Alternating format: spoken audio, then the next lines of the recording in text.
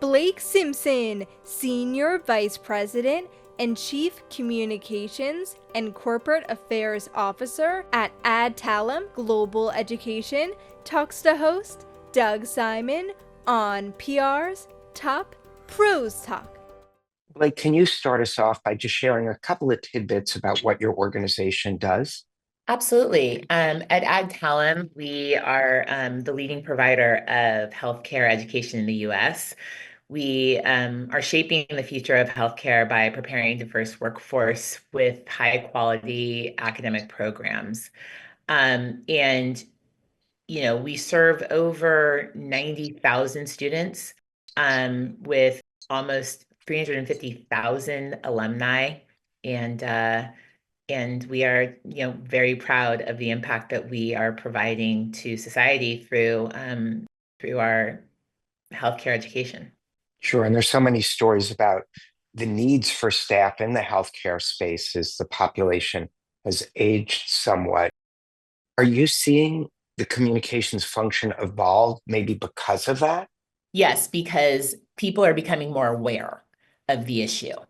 And when awareness grows, people start paying attention, reading more, wanting to get more communication on the topic at hand. And so we are absolutely seeing an increase in the need for the comms.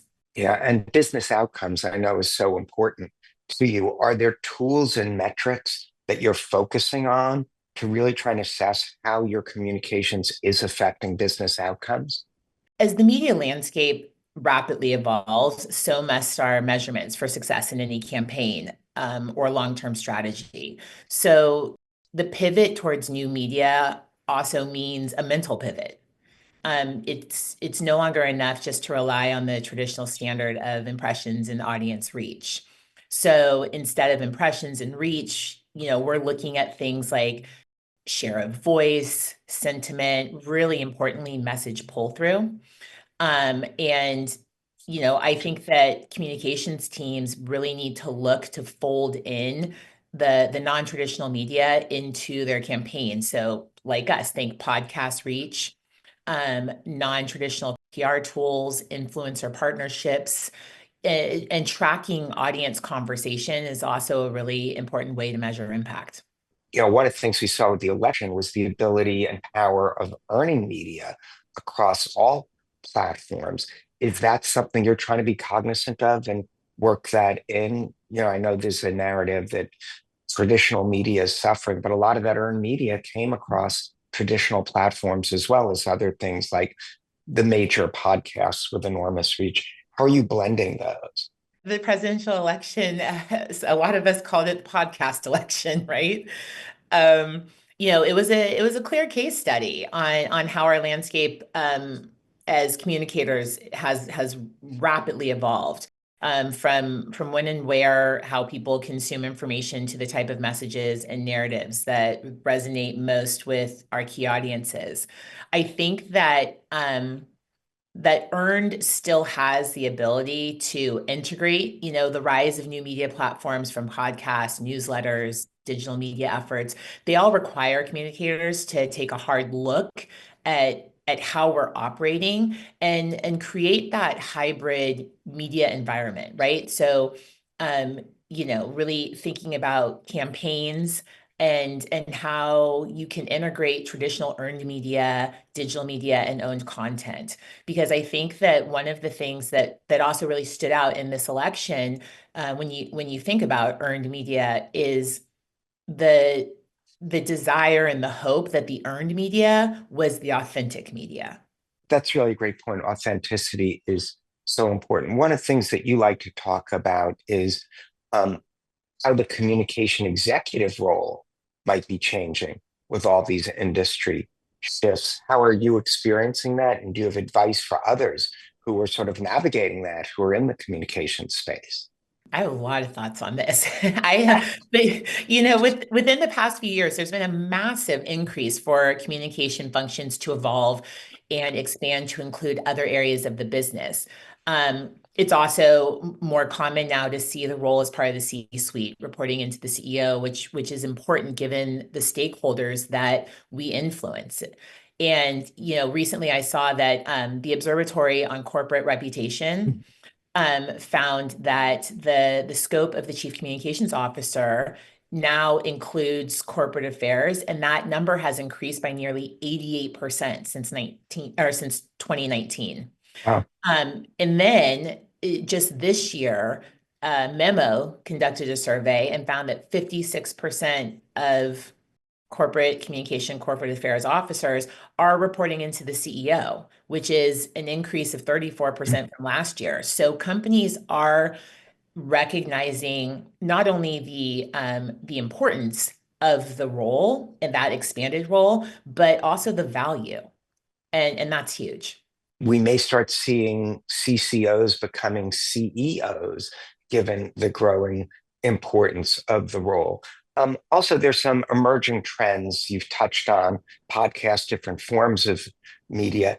Is there anything about storytelling that you're changing? Is this changing the types of stories you're sharing and how you approach gathering that information? Because there's so much chatter, because you have reporters covering multiple areas in society, you need to be able to build your story so that it has multiple layers so that it can maximize their reach. They don't have the luxury anymore of writing a story that's just going to cater to investors or that's just going to cater to Right. politicians, right? Or mainstream. The story needs to be able to resonate everywhere. And so in building our storytelling, it's one of the reasons why it makes sense to pull government relations, investor relations. In the case of Adtalem, I have alumni communications and impact under me, all under one umbrella, because when those stories are connected and we tell a unified story about all these different areas of the business on behalf of Adtalem, the reach is 10x.